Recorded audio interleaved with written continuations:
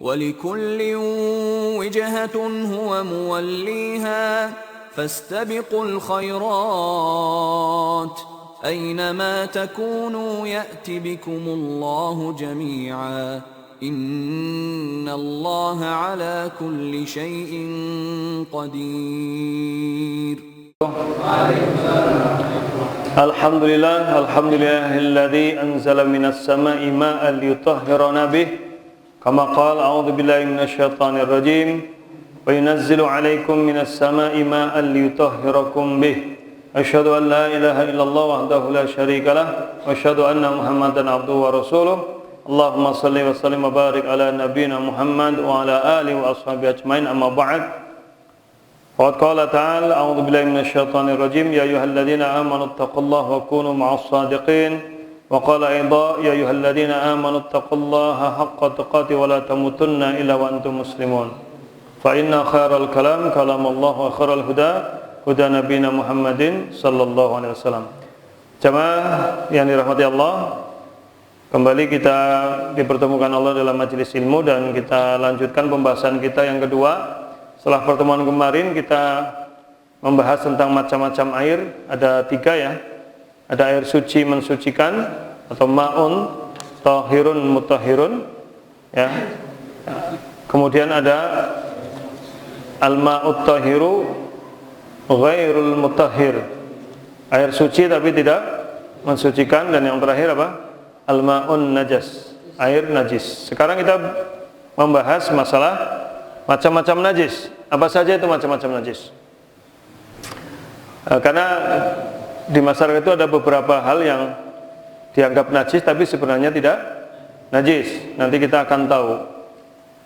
Biasanya seperti orang ketika sebentar lagi kita ada ibadah kurban, kemudian kupak kotoran apa? Sapi mungkin, atau darah sapi gitu. Itu dikira najis. Padahal sebenarnya nanti tidak najis itu. Ya, yang najis ada beberapa hal di sini akan kita bahas bersama. Yang pertama, najis adalah ghaitul adami wa baulihi. Adalah kotoran besar manusia dan air seninya. Air seninya. Ya. Jadi kotoran manusia dan air seninya itu adalah najis. Beberapa dalil menjelaskan tentang itu. Pertama, hadis riwayat Imam Ahmad, Abu Daud dan Tirmidzi. Ya, Rasulullah SAW pernah bersabda, "Baulul ghulami yundahu wa baulul jariyah yughsalu." Ya, bahwa air seni anak laki-laki itu disiram atau dipercikin. Yundahu itu artinya sala ya warasya. Sala warosa, jadi sala itu dialirkan sambil diperciki. Ya. Wa baulul jariyah yughsal. Adapun air seni anak perempuan yughsal. Yughsal itu maksudnya adalah dibasuh. Itu. Jadi ini menjadi dalil air seni najis, air seni manusia. Kemudian dalil yang kedua yang riwayat Imam Bukhari nomor 6128 dan Muslim 284. Yang kisah tentang Arab Badui yang buang air di pojokan masjid. Maka Rasulullah bersabda apa? Tauhu, itu.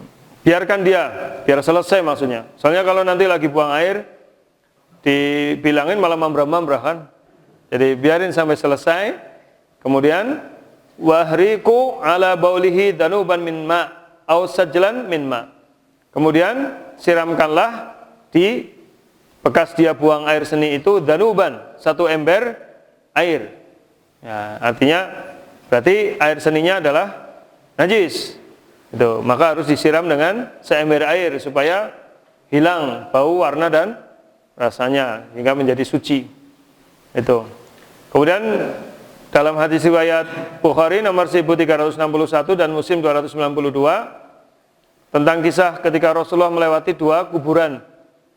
Ya, yang dua-duanya disiksa oleh malaikat, disiksa kubur. Maka Rasulullah SAW bersabda apa? Kana ahaduhuma la yastataru min baulihi. Ya, salah satunya tidak mau bersuci dari air seninya. Sedangkan yang satunya yamshi bin namimah menyebarkan apa? Adu domba. Ini menjadi dalil bahwa dia tidak membersihkan air seninya, maka itu menjadi najis dan itu menyebabkan apa? Siksa kubur. Dalil lain, ini banyak sekali dalilnya, riwayat Abu Daud nomor 371. Wa qalahu sallallahu alaihi wasallam, "Idza wati'a ahadukum bina'laihi al-adha," jika salah seorang di antara kalian berjalan menggunakan sandal dan sandalnya mengenai apa? Kotoran manusia, fa inna turab lahu tahur, debu sesudahnya, tanah sesudahnya itu akan mensucikannya. Itu. Jadi kalau misalkan seseorang melewati bekas minyak apa? Bukan tembelek, ini kotoran manusia. Tembelek ayam malah nanti nggak najis. Tapi kotoran manusia, dan setelah itu dia masih berjalan terus, itu otomatis akan tersucikan dengan tanah sesudahnya. Itu. Kecuali kalau memang masih ada bekasnya lah, itu nanti ada riwayat yang lain. Ya. Kemudian hadis yang lain, dalil yang lain, ini riwayat Abu Daud juga nomor 372. Idza wati'al adha bi khuffaihi fatahuruhuma at-turab. Jika seseorang itu menginjak kotoran dengan dua khufnya, khuf itu sepatunya, fatahuruhuma at-turab. Maka suci kedua khufnya itu dengan debu. Berarti menunjukkan bahwa kotoran manusia adalah apa? Najis. Ya, itu. Ya. Kemudian riwayat lainnya, ini yang Rasulullah melepas sandalnya. Riwayat Abu Daud nomor 605 dari Abu Sa'id Al-Khudri. Ini tentang bagaimana Nabi pernah melepas kedua sandalnya ketika sholat. Jadi zaman dulu itu ketika sholat sandal tetap dipakai ya. Ya. Bainama Rasulullah SAW yusalli bi ashabi, ketika Rasulullah SAW sholat bersama para sahabatnya, id khala'ana alaihi. Tiba-tiba Nabi tumben-tumbenan melepas sandalnya. Fawadu'ahuma al yasari, kemudian meletakkan di sebelah kirinya. Falamma ra'a dalikal qaum, ketika jamaahnya melihat itu, alqauni alahum, semuanya melepas sandalnya. Wah, tiru-tiru semua.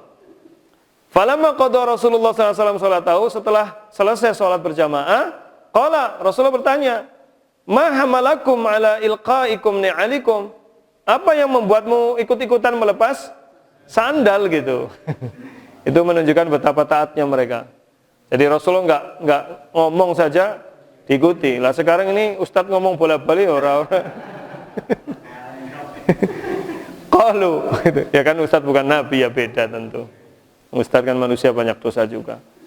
Enggak enak sama Kiai Yoko. Qalu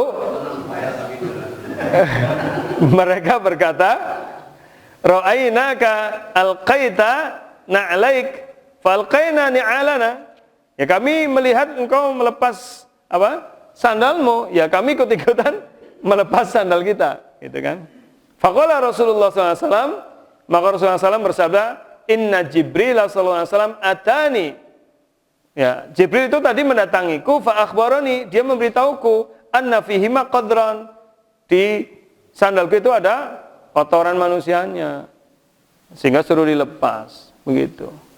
Itu. Jadi kalau zaman Rasulullah ngelepas sandal ikut lepas. Kalau sekarang sandalnya Ustadz diumpet-umpetin malah, tendang-tendang. Gitu.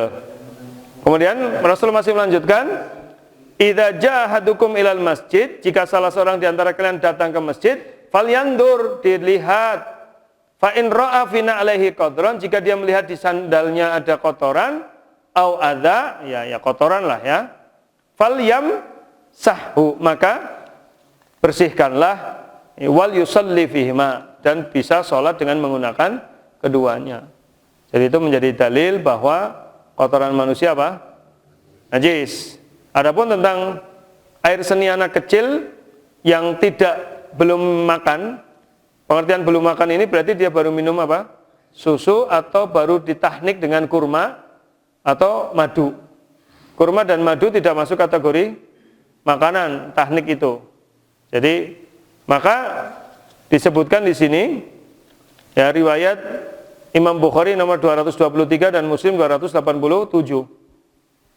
Ya, dari Ummu Qais binti Mihsan radhiyallahu anha, annaha atat bibni laha saghirun lam ya'kulit ta'am ila Rasulillah sallallahu alaihi wasallam.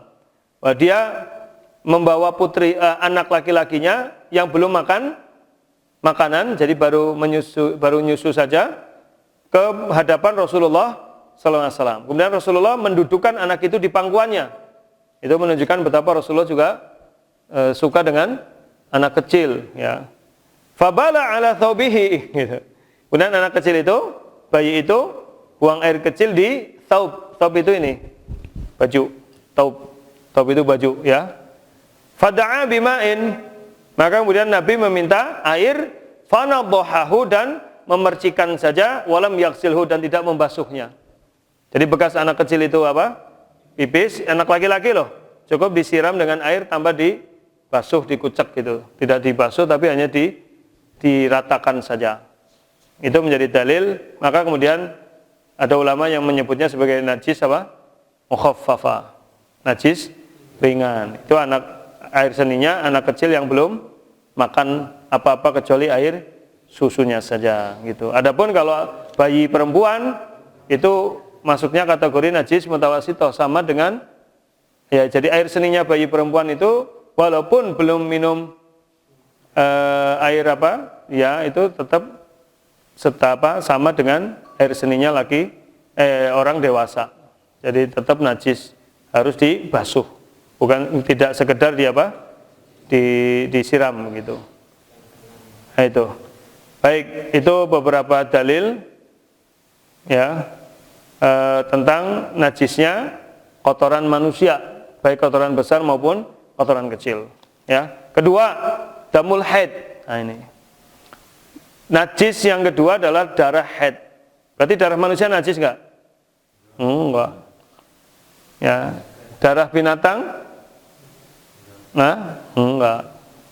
Jadi yang najis adalah darah haid saja. Darah istihadah saja enggak najis. Disebutkan di sini dalilnya. Riwayat Imam Bukhari nomor 228, Muslim 333. Dari Aisyah berkata, Ja'at Fatimah ya binti Abi Hubeish. Datang Fatimah putrinya Abu Hubeish ilan Nabi SAW, kepada Nabi SAW. Faqalat, dan Fatimah bertanya, Ya Rasulullah, wahai Rasulullah, inni imra'atun ustahadha fala adhur. Aku seorang wanita yang sedang terkena darah istihadah. Darah istihadah itu darah apa? Penyakit, bukan haid. Darah yang keluar di luar waktu haid, itu namanya darah istihadah, darah penyakit. Fala adhur, dan aku belum bersuci. Afa ada'u shalah, apakah aku bisa meninggalkan sholat? Faqala, maka Rasulullah bersabda, la, tidak, maksudnya kamu tetap sholat. Innama dzalika irqun, itu hanya kotoran biasa, darah biasa, bukan darah haid. Walaysa bil haidah, bukan darah haid. Fa idza aqbalatil haidah, jika nanti kamu menjumpai haid atau ada haid, fada'as shalah, baru meninggalkan salat. Wa idza adbarat, jika sudah selesai, faghsili, bersucilah, sucikanlah atau basuhlah darimu ad-dam, darah, wa shalla, dan salatlah. Jadi di situ jelas bahwa yang najis adalah darah haid, dan di sini ada perintah basuhlah darah haidmu baru salat. Ya, itu dalilnya.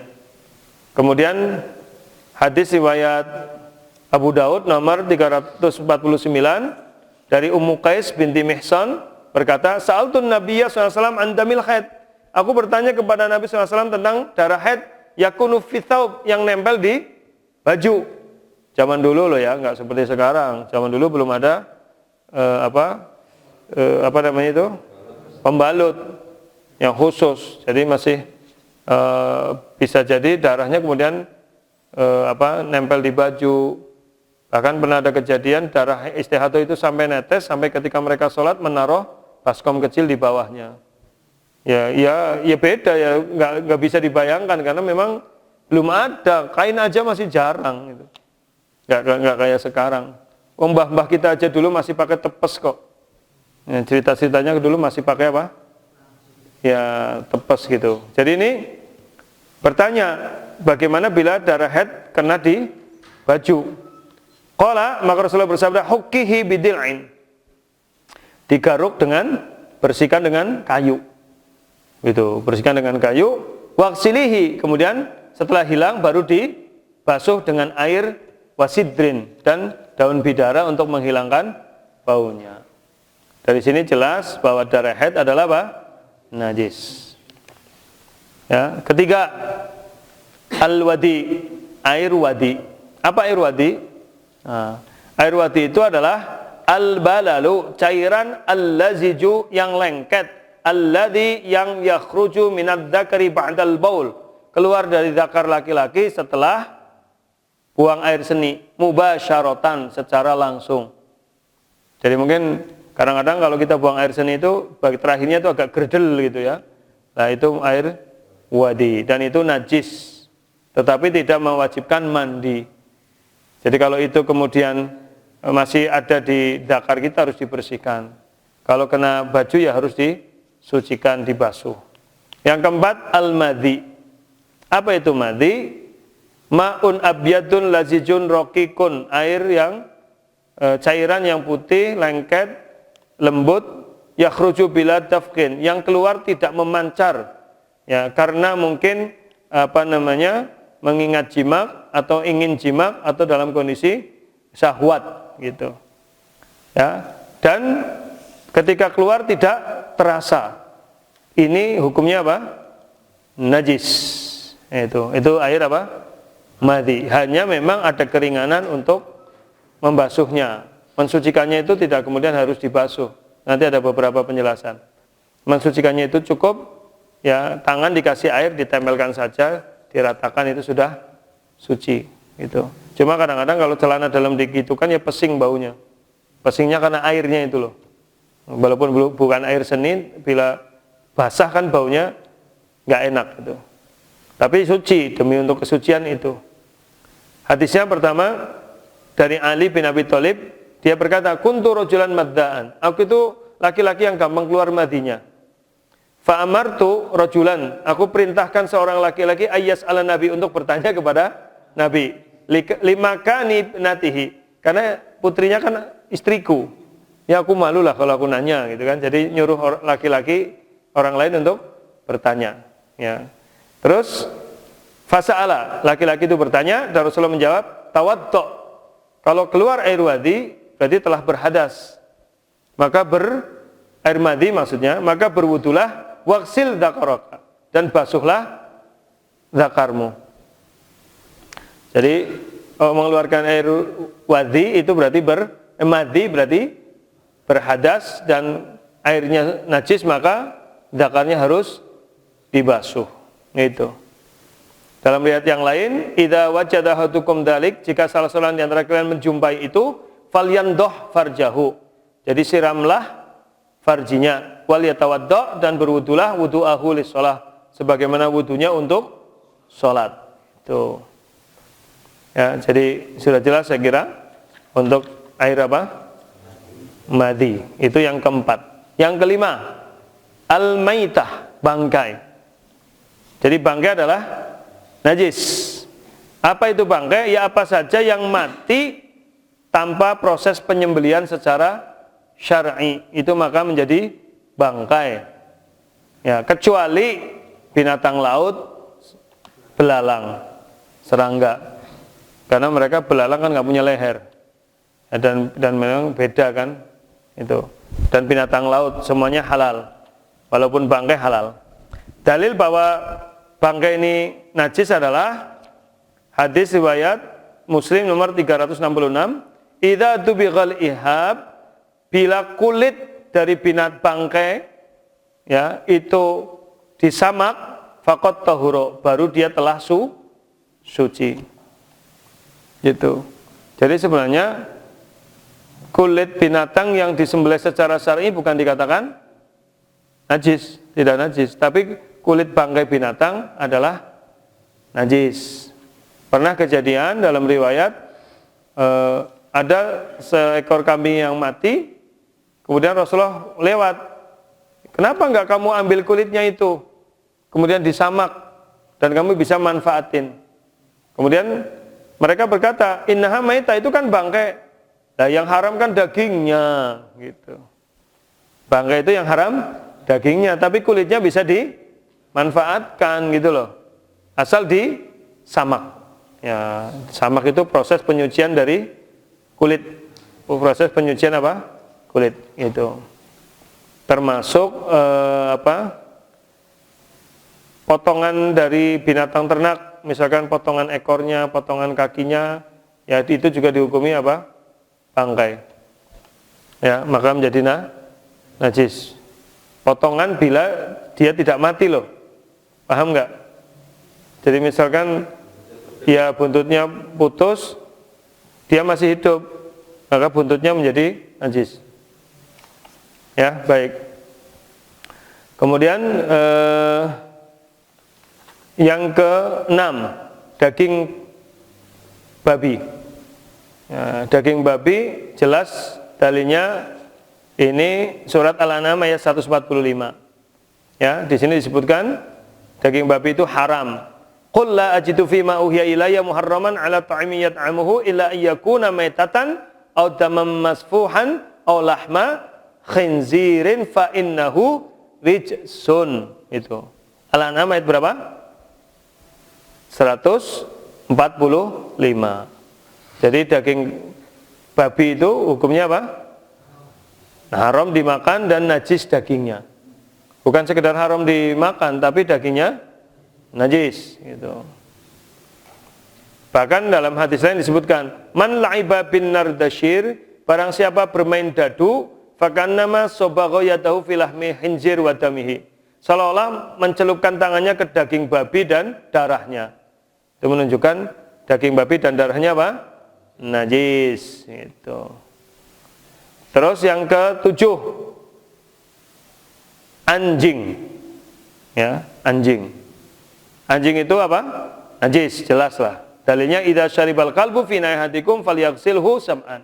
Jika anjing minum di bejana kalian, basuhlah bejana itu 7 kali. Coba, padahal bisa jadi minum itu kan hanya nempel airnya.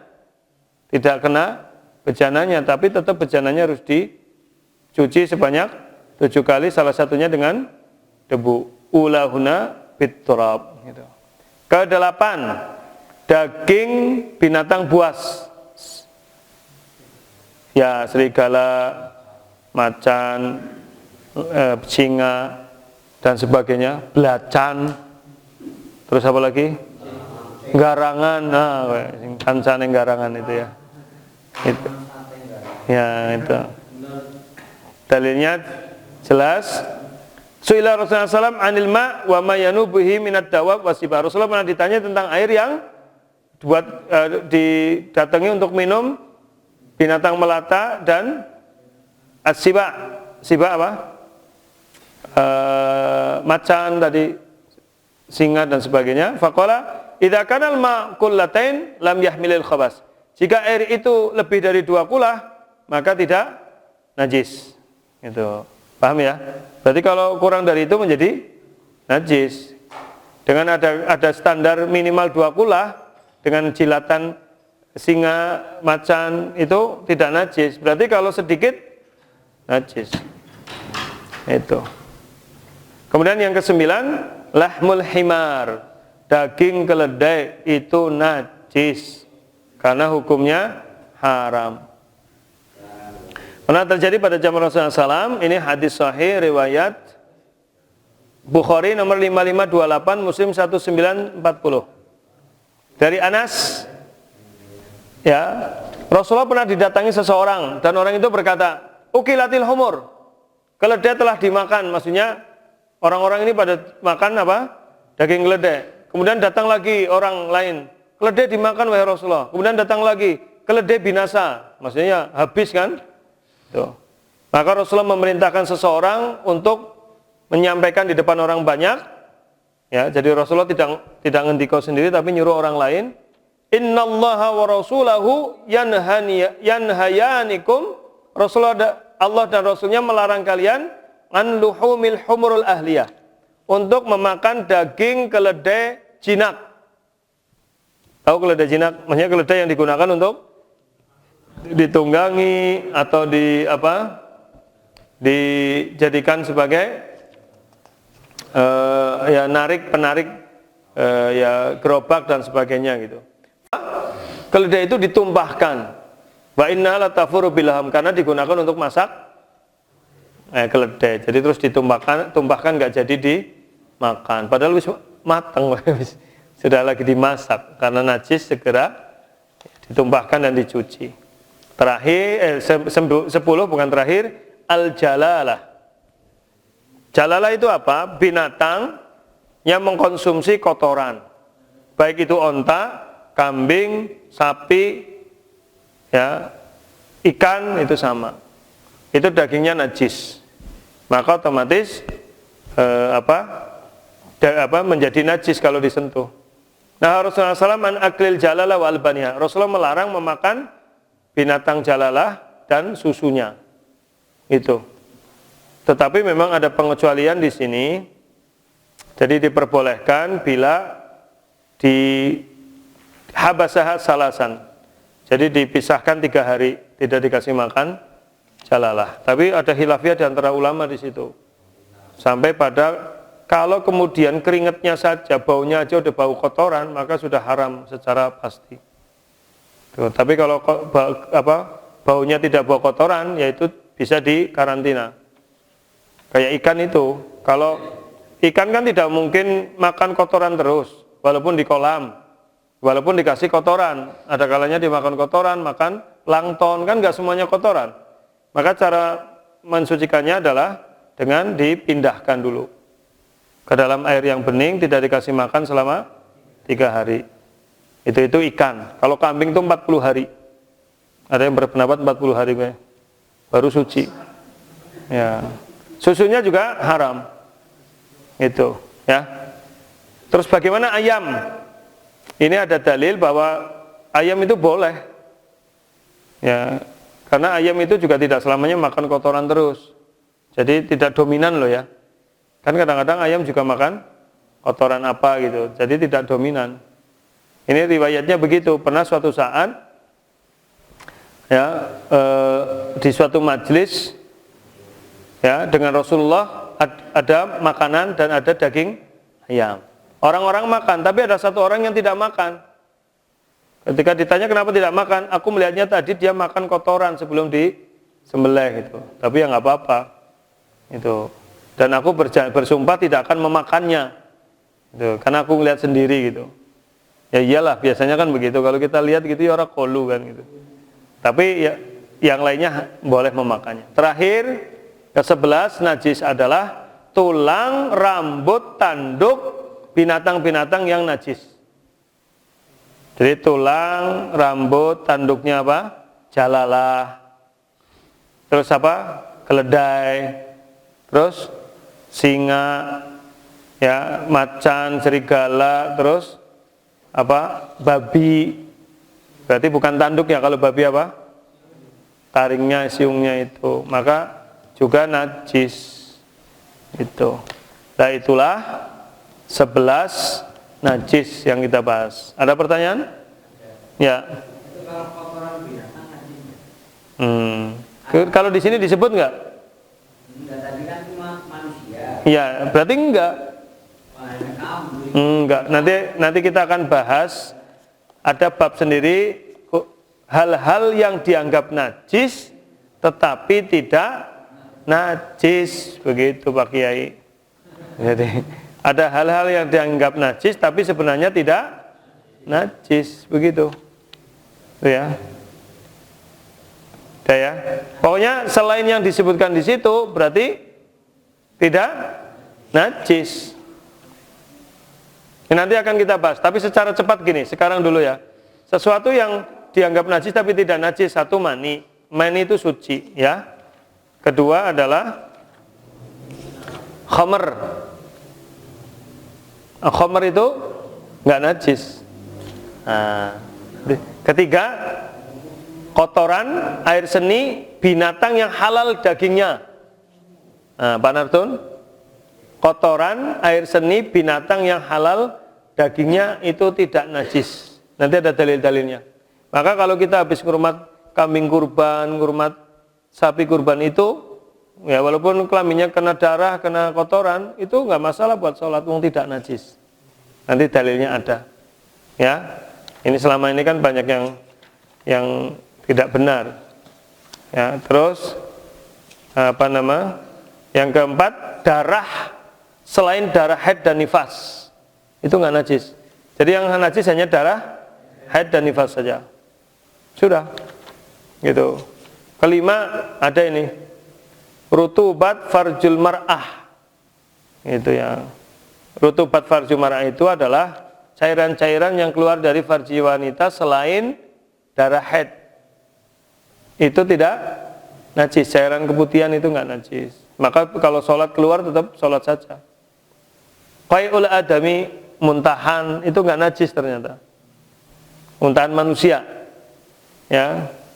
Kemudian keringatnya orang yang junub dan haid itu juga tidak najis. Gitu. Kemudian bangkai binatang yang binatang-binatang hasyarat, serangga seperti lalat, semut, laba-laba itu tidak najis. Sudah itu. Nanti dalil-dalilnya pertemuan depan lengkap dengan dalilnya. Jadi ada hal-hal yang dianggap najis tapi sebenarnya tidak najis. Jadi berdasarkan dalil sahih yang najis hanya 11 tadi.